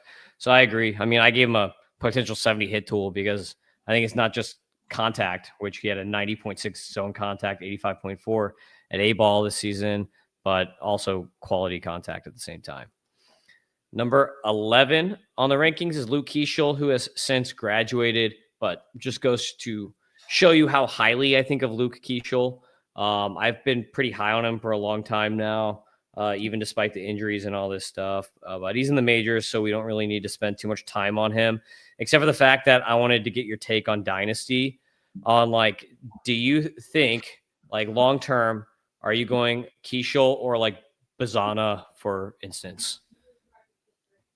That's a tough one. Like my gut kind of wants to just take Keishel because he's in the big leagues and we've seen some success and all that sort of thing. I think I think long term I would still go Bazana. Ooh, interesting. Okay, there you go. Bazana over Keishel still for Geoff here. You heard it here first. Number 10 on the prospect rankings is Sebastian Walcott. Walcott, again, just like DeVries, you have to take age to level context into the statistics here for him. But I think the power upside is just ridiculous. So that's why I rank him so highly. I think also the plate approach and the hit tool will improve as like he gets to a more normal age to level balance is kind of like what I want to call it. Like I guess balance may be the appropriate word for that. But I think that you have a lot more as far as extra base hits and power than what we're seeing statistically in this profile. So, like I've seen in some leagues, people trading Walcott. Like people have been trading off of Walcott and DeVries for like, the new hot names, right? I wouldn't. That's just what I'll say is I would not trade off of that guy just because he didn't put up 20 home runs or whatever in the minors this year. What do you think, Geoff? Yeah, I think you just got to be patient a little bit because he's kind of always been pushed well beyond, I think, what his like ability is. It's probably not all that different from George Lombard's numbers this year, where you kind of got to take it with a grain of salt. I still think there's superstar upside here. And I think like when we talk about engines, like his ability to kind of hit another level with the power speed combination is just different from other guys. And I mean, there's a Ferrari engine in this, right? So I think like this could be one of the higher end players, in the game once everything kind of materializes and comes together. I think it's just skills. Like he's making a contact and he's walking and swinging at the right pitches and not expanding the zone and not being overly passive in the zone. All the other stuff's going to take care of itself because he's got the athleticism. He has the outlier power and quality contact. All that stuff's going to come. Yep. Number 9, starting pitcher Jacob Misiorowski again has debuted by this point. I think he had 34 innings when I wrote my article, so he's still prospect eligible. Don't really need to go too much into Miz because he's debuted at this point, but obviously a stud. So while we have Miz up on the screen, I wanted to ask you, Geoff, are you Chase Burns or Misiorowski? Because like I feel like most people going into the year would have been like obvious, kind of like Chase Burns over Miz. And then I kind of noticed at the end of last year that the command was getting better, so I held him up pretty high in my rankings coming in. And then debuted, blew everybody away. And now there's a lot of people dynasty wise that I'm seeing would take Miz over Burns. So between the two, where are you at? Yeah, I'm definitely on the Misiorowski side. I think I kind of was coming into the year as well, just better fastball quality. I had concerns about Burns coming out of Wake Forest. Not that he wouldn't be good, but just more the fastball used to get hit. And I think sometimes it's not velocity or even movement. It's just like how much deception you have. And if there's no deception on it and guys just really see the ball cleanly, I don't care if it's 100 with 20 inches of ride, it's going to be more easy to hit than it should be. So that's kind of always been my concern with Burns. I haven't necessarily seen that not play out, especially in his big league debuts so far. Misiorowski, on the other hand, like we've seen this guy be, the best pitcher on the planet for inning stretches at a time. I just think there's higher upside, moves a little bit better. They're both outlier guys in some way, shape, or form. I just think when you have the deception of that outlier extension and the power and the ability to shape a few different pitches, it's really a hard cutter, but he calls it a slider. Just multiple 70 pitches. And I just, everything that you like about Burns you're going to like about Misiorowski too. Plus, there's some other traits. So that's why I lean Misiorowski over Burns myself. So the reason I go Burns is because of command. I just trust Burns' command ultimately more, despite him pitching in a worse ballpark. My question to you with Miz, how confident are you that the command improvements that we have seen this year, kind of like the end of last year, how confident are you that these improvements are here to stay or that he can even improve upon what he's already done versus the fact that he is a bigger dude, more moving parts? There could be some volatility there because of that. Like, are you concerned at all with him that bad command might just come back, when he's sitting around for an off season instead of throwing the baseball every fifth day? Like, do you think there could be an issue with something like that? I actually think his command is better than Burns. I think his control is worse than Burns. Burns throws more strikes, right? Miz throws to places that batters can't catch barrels on. That's command. Command is Blake Snell. Command is attacking your strike zones and your zones where you can zone pitches that they're going to play off of and where guys can't get to it with their swings, right? Where like Chase Burns doesn't have that component. Chase Burns is like, shut up and hit it. Like, I'm going to put it right down the middle of the plate, whether it's my slider, whether it's my four seam. And you will see, like, I was seeing future accountants with Boston College catch barrels off of Chase Burns. Now, not a lot of damage was done because they were future accountants, so they couldn't put it out of the park. But once he started to face better competition, like there's a home run issue there a little bit, that I don't think you necessarily run into with Misiorowski. Now Burns can get there, but I think there's still an execution element with Burns that he still hasn't taken that final step forward with yet. That I think like the effectively wild profile that Misiorowski toes is kind of good, because I do think that he will coax a few more strikes out of that eventually. But I mean, his strikes have progressively gotten better and better and better. And I also think you have to look at some of Misiorowski's development in the minor leagues as being on par with what Chase Burns got in 2 years in the SEC and then a season in the ACC. And it's an elbow injury with Burns. Like, we're not all the way out on that not necessarily being something. I know he's starting this weekend, but we've seen guys come back with little flare-ups in their elbow, and then 2 years down the road, we're thinking, wow, Ricky Tiedemann looked really good in the first half of 2022 and really hasn't pitched since then. And I love Tiedemann as much as anybody, but like, once I start to hear elbow stuff too, like, that really worries me, because that's and that's the other thing, is the last thing to come back. And I think you saw this with Painter, and the fastball quality's down, the ride's down, the velocity's down a little bit from what it was in 2022 with Painter, but like, the command's the last thing to come back, and particularly like the fastball command. And I think with like these more over the top guys that have that like lack of deception that you have with Misiorowski, like, they really need to hit their spots. And that's kind of what my worry is with Burns. Yeah. Interesting. Number 8 is Jesus Made. So Jesus Made, pretty much, you got pluses across the board here with Made, and he's a switch hitter and very athletic. So the main thing with Made is how high people are going to have him, because there's some people that have him top 3, which I get. I mean, like, I understand it. I probably have some guys bumped ahead of him more for proximity than like ultimate skill set.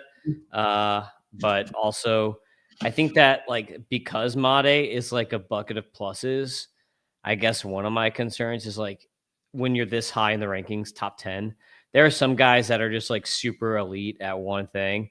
And I feel like he's just like going to be really, really, really good at everything, rather than having like, 50 steal Connor Griffin season in the majors. Like, even though he has 40 steals or whatever, now in the minors, I don't think that we're going to be seeing that at the major league level from Made. I could be wrong, but I just feel like the reason he's not like top 5 and why he's top 10 for me is partially proximity, and then partially because like he just doesn't have like the one super elite standout skill that some of the other guys above him have.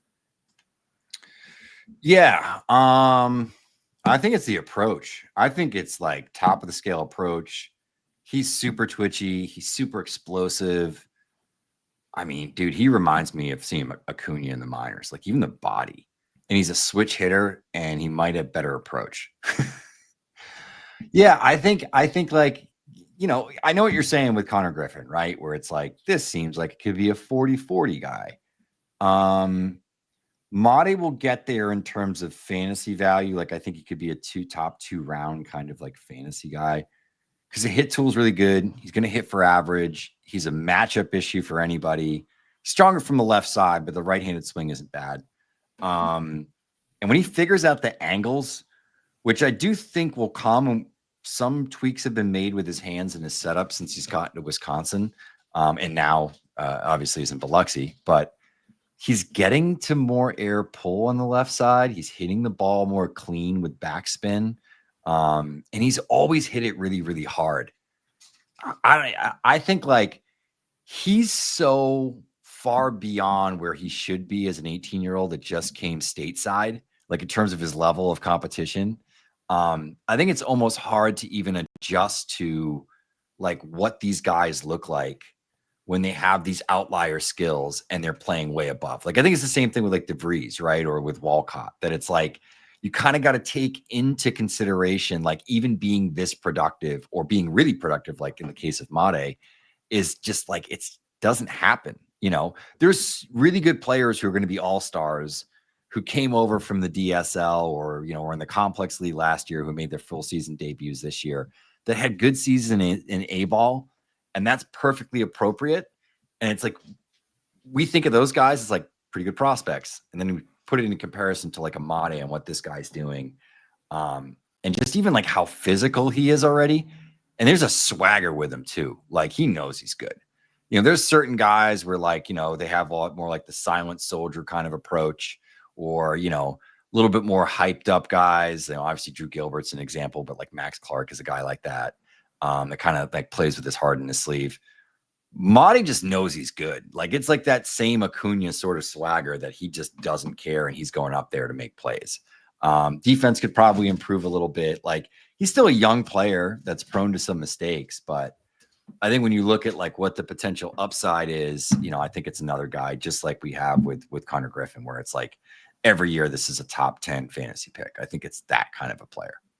Yeah, one of my favorite things about him is that he's like a real switch hitter. Like he's so good from both sides. Yeah. Like most switch hitters now, it's like there's just like an obvious like really good side and then like an obvious like like is this a gimmick? Are you just doing this as a gimmick, or your parents made you as a kid and now you're just stuck into it, or like that kind of thing. But he's actually like very gifted from both sides. So number 7 here, making our way up the list, I've got Walker Jenkins right ahead of Mate. He doesn't have the speed upside of Mate, but I think that the hit tool is like something that could be elite, right? Like talking about the elite tools. I think Walker Jenkins could run into elite hit and elite plate approach simultaneously. And he's been nowhere near like getting into the power that he should based on his frame. So, like, based on his frame, this is a dude who should be like a 30 homer guy. But again, Jordan Walker, also based on his frame and his exit velocities and bat speed, should also be a 30 home run guy. So there's no givens in baseball, right? But I like Walker Jenkins a little bit better than Made for the simple fact, or for fantasy anyway, for the simple fact that he has that what I think is going to be an elite hit tool. And I just think that he's naturally going to hit for better averages. And with better averages can come, more power, especially with the frame, even if Made does ultimately get the better angles. But that's just kind of like my read on it. Though Walker Jenkins also has had injury problems now at this point, and he's on the Twins where they consistently have injury problems. So like that's always like something to keep in your back of your mind with Walker Jenkins. He doesn't hit the ball that hard either. Like his EVs are like below average, like kind of disappointing for like the player that he is. So like he's almost like he's not gonna be this bad, but like he's almost like a better version of Robert Hassel III. Is kind of how he feels to me. I'm less into Walker Jenkins than other people on staff. I think it's a great hit tool. I think he definitely makes a ton of contact. But he just kind of seems like an underwhelming, empty average corner outfielder to me until proven otherwise. I need to see Could it him be a hit the Lars ball harder. Nootbaar situation with maybe worse EVs? Yeah, and it's like he doesn't really run that much, and he always has soft tissue injuries. So like broken bones, like stuff breaks, right? Like Ian Kinsler had an early part of his career where he was constantly injured because he broke bones. That eventually goes away, and then Ian Kinsler was like an Iron Man for like his last 10 years, right? These soft tissue injuries deteriorate. Like that's the stuff that worries me. It also tells me that it's like maybe not the case with Jenkins. I don't know, but it certainly is the case when you start to talk to like football injuries. Like guys who don't play through some of these soft tissue injuries give me concern that like they're kind of soft too. I don't know if that's the case with Jenkins whatsoever, but like he's missed a lot of time. Like, he Mhm. really has. He has not played much. Yeah. Yeah, it is definitely something to be concerned about. Number 6 is JJ Weatherholt. So Weatherholt putting up a phenomenal season. Uh, the power is reaching new levels this year. And when I saw him, Jeff, I mentioned, I was like, okay, that is like the loudest contact consistently that I've ever heard from a minor leaguer in Jupiter going to games like all the time. Like you just don't hear someone with bah, bah, every time that they hit it. Not even like just super consistent, hard hitting ability from a dude who's like not huge. Um, Hmm. so Weatherhold, I think, is really interesting because the hit tool and the plate approach are all obviously great. And then it's just like St. Louis is not a good place for power and especially for lefties. So I do wonder like ultimately how much is from like a home run total perspective he gets into. Like I think a lot of that is just going to be kind of like doubles power, especially as a sprayer. So he might be one of these guys that just like leads the league in doubles or is like close to the top of the league in doubles every year because of that and because of the ballpark in St. Louis. Which then again, if he's getting more hits, maybe then he runs more. So I'm just kind of curious as to like how much the power actually translates, not because of JJ, but because of mostly because of the park. Because I've seen like what St. Louis does, and then like when these guys get out of St. Louis, all of a sudden they're like really good hitters. So like I do have like some Mhm. concerns about like ballpark ultimately. Yeah, I think it's going to definitely probably take like 25 points off his slugging percentage like annually, without some luck, right? Um yeah, I do think the power's there. It's been growing. But maybe in a better park he hits 25 or more. If he's playing like in somewhere else in division like Cincinnati or Chicago, right? Like maybe he's hitting more homers, where it might be more like 18 to 22 type of homers, despite like pretty good EVs, and him obviously making a ton of contact and not swinging at bad pitches. I think he's going to derive more value from doing a whole bunch of different things. As for the stolen base stuff, he's got the running ability. I think sometimes it's just been like you're the number 3 hitter everywhere you go, and you probably have just less opportunities to steal bases. You're more of like in a position to drive in runs, drive in runners on base. That's what your goal is. We'll see. We'll see where he ends up. The Cardinals aren't necessarily adverse to running, so it'll be interesting to see if maybe he gets a few more opportunities. That's always situational stuff. That's probably the hardest metric outside of like the speed demons and like to even project, right? Because like one year Mike Trout can steal 3 bases and then like all of a sudden like he's 31 or whatever. I'm just throwing numbers out here. And he steals 25 again. You're like, where the hell did this come from? Paul Goldschmidt was kind of always like that too. It's like you just don't know. I don't think he's a 2020 guy, but Freddie Freeman went 2020, so stranger things have happened. Yeah, I think he could like in his best seasons get close to 2020. I think the speed is there. He's fast. Yeah, he is. It's just a matter if they run him or not. Yeah, and that kind of also depends on where he hits in the order and who's hitting in front Mhm. of him, like you mentioned. So Yeah. I don't know if the Cardinals traded Lars Nootbaar or whatever because that's the only way they can move Arenado this offseason. Then maybe Weatherholt leads off at that point and Donovan hits second behind him or something or Mhm. third. So it'll be interesting to see what they do because this is Heim's first offseason. So I'm sure that there's going to be a lot of moves this season. this offseason with the Cardinals, and that'll give us more clarity on like where some of these guys in the Cardinals org will ultimately end up, I think. Number 5, Chase Burns. We already talked about him. Don't need to dig in anymore, I don't think, on Chase Burns, except that I just really love his slider. Probably too much. It's a left turn at 90, man. Yeah, throwing a 70 to 80 grade on the slider. So I just love the slider. Yeah, I don't think you're wrong. 4, I've got Kevin McGonigal.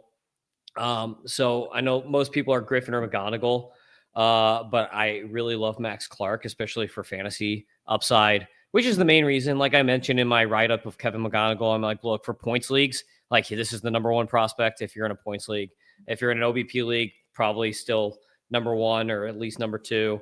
But if you're in Roto, I'm just not sure, like power speed wise, what he's going to get into. Like I'm sure he's going to hit for a good average.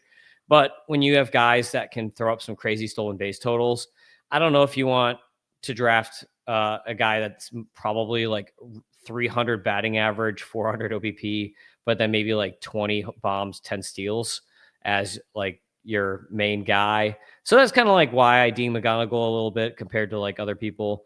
Though I think, in real life, he's a stud, like just ridiculous hit tool.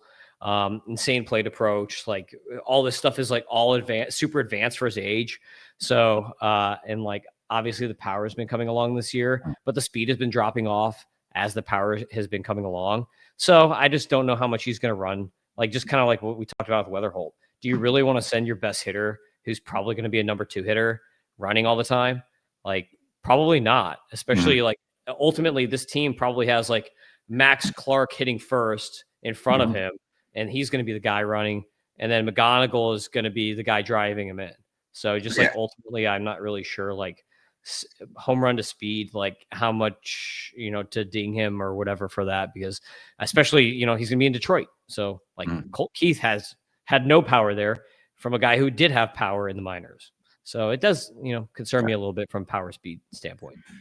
Yeah, McGonigal's got more pop than I think people even realize. It's just like when he turns it on, like his BP at the Futures game was wild. Like, because he was just taking these professional rounds, sprinting it around. And then like his last round, he was like, all right, I'm going to hit homers. And he was like hitting them up at the chop house, like just like true pull stuff, like boom, boom. He's got more explosiveness than I think people realize. Yeah, I don't think that the stolen base totals are going to be high. It might be an 80 hit tool when it's all said and done. I mean, there's nothing at the plate when you're evaluating a hitter that he doesn't do well. Like he hits everything in the zone at an incredibly high rate. He rarely ever chases. He rarely ever misses cookies over the middle of the plate. High hard swing numbers. Does a ton of damage. The angles are really, really good. He hits the ball to the pull side consistently in the air. Like he checks all of those boxes, and I think like you see him play too, and it's like, okay, like this guy has like top of the scale feel for the game, understanding of what's going on, like leadership qualities, like just he kind of oozes all of that stuff. I mean, like I've put it on him before. I think this is a Hall of Famer. Like I think this is arguably the best hitter I've seen in the minors. And I saw Vlad, and I saw Acuna, and I've seen hitters all the way back to like Mo Vaughn and Chipper Jones when I was a kid. I haven't seen a guy that controls the strike zone and controls at bats. Like he controls at bats the way an ace pitcher controls at bats. You know what I mean? Like it never feels like the pitcher is in control of that at bat and the tempo, which is strange because we have the one sport where the defense starts every single play with the ball, right? And he just manages to like step out, come back in. Like he's playing cat and mouse the whole time too. There's not a whole, you won't see him missing the same pitch in the same location twice. You might spoil it and wait for you to come back inside with him with something he wants, but I think he could hit in the majors now and be good. Do I think Detroit might hurt his power numbers a little bit? Sure. But he's also not a guy that's using like the power alleys or like the middle of the field for power numbers. Like he's trying to pull the ball to it in the air down the lines. If he's doing that, I don't think the park's going to matter so much because, there's no parks that are, 400 or 380 down the line. So it gets pretty close at Fenway with right field, but you still got that pesky pull to sneak it around too, right? So yeah, I don't know, man. I really, really like McGonagall. I think like we're probably going to put an 8 hit on him this year in the handbook, frankly. There's just not a lot of guys that do all the things that McGonagall does. And I think he's been playing hurt the last couple of weeks too. I think he's playing through something. What kind of ultimate power grid do you throw on him though? I'd put a 6 on him. I think he can hit 25 homers, Cool. In the right environment, maybe more. Yeah. I mean, it's like, it's like true pull, Jose Altuve, Joey Votto, Alex Bregman, Mookie Betts type stuff, where he just catches really clean barrels at a bunch of different locations, a bunch of different spin types, and, just catches flush barrels consistently. We know when guys catch flush barrels like that, they don't cut the ball as much when they hit it in the air, which means it's like lower spin rates. And it's more like true spin, like on a 4-seamer. It's the same effect. Physics still apply on batted balls. And it's why there's a guy like Alex Bregman who's like, how does he hit so many home runs and for power despite not really hitting the ball that hard? And it's like, because he hits everything so true, like with backspin to his pull side consistently, and just, optimizes his production because of that. Yeah. Awesome player. Number 3 is Samuel Basallo for me. I bumped Basallo obviously for the power. Just ridiculous power for his age. Already in the majors. People have now seen Basallo who don't watch the minors. So people have had a chance to see him. But ridiculous stuff that he was doing age to level even before this year. So like the EVs are all insane. 115.9 max. 94.3 average EV, 21% barrel rate. So barrel rates and launch angles are all great too. Plate approach had been improving too. So like earlier in the year, he was having like some struggles, I guess I would say, as far as like not walking as much and striking out a little bit too much. And then like towards the end of the AAA season, we saw the walk rate and the K rate kind of coming back together. So like that's one of those things where you have to remember, okay, yeah, that's right. He was 20 years old at AAA. So, and now he's going to be 21 in the minors as a catcher.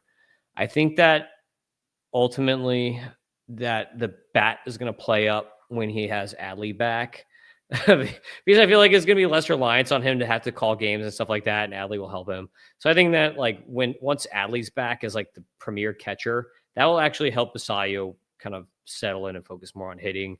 Because we've seen like some of the struggles and like pitchers like arguing with him and stuff like that, and like calling the wrong pitches or whatever. So like I think that'll kind of help him as far as the hit so far.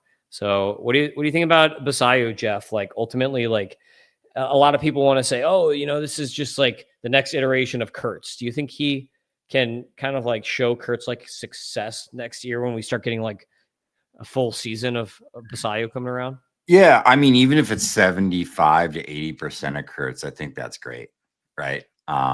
What Kurtz has done since he's been called up has been really outstanding. But yeah, I mean, he's got the power there. The hit tool was there. Maybe doesn't quite have the approach that Kurtz has, but still extremely young, and obviously has the ability to get a whole lot better. But I think this could be one of the better power hitters in baseball for a decade. Yeah. So Basallo or Eldridge, just power. Basallo. Okay, cool. Number 2 is Max Clark. Kind of already prefaced that a little bit. So Max Clark, super underrated in my opinion. Like people just don't really talk about Max Clark, even though he's phenomenal. I think that the hit tool is pretty underrated. You see crazy EVs with him. Like it's not to McGonagall's level, but it's like very, very close. It's like surprisingly close, I would say, as far as like contact rates are concerned. The barrels and ability to get to angles is not as good, obviously, but plate approach, walks more than he strikes out. And there's a ton of speed here as well. So that's kind of like what puts me for like a roto league, Clark over McGonagall. It's just the fact that I think that he's going to be like a 30-40 stolen base guy. I think he can get to similar, maybe 5 home runs less or something than McGonagall. But I think that Clark ultimately could be like a 20, 30 type player during his peak, and has a really, really good hit tool, like very underrated. So what do you think about Clark?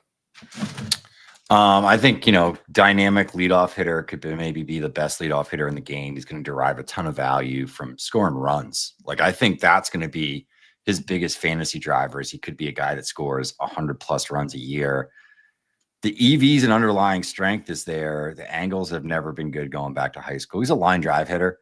But I think that could be improved pretty easily.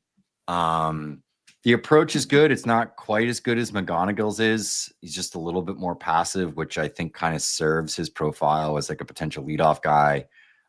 Set the table. He's dynamic on the bases.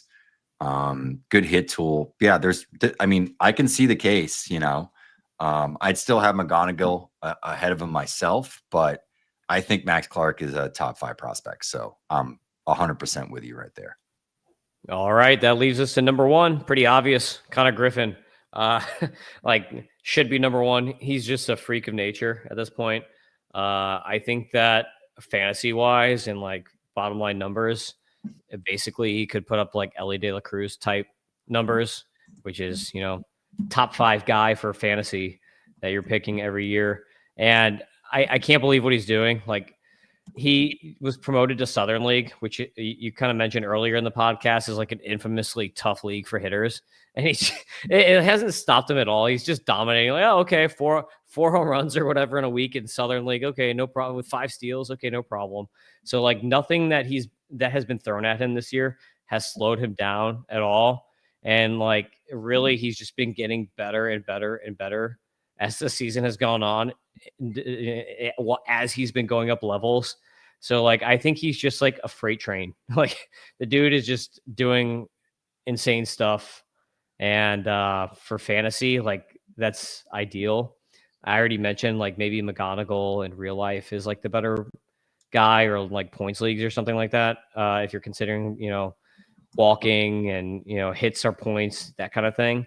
But I think that Kanak Griffin is going to be just a fantasy super stud for years and years and years.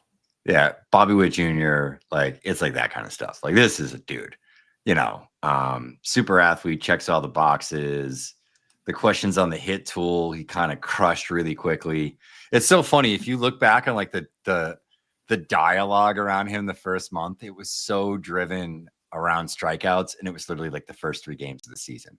Like, if you eliminate his first 3 games of the season, he's had like a sub 20% strikeout rate since like the entire season. Because it was even a narrative like internally that I had to be like, actually, he just had 1 game, his first professional game, where he struck out 3 or 4 times and hasn't done that since.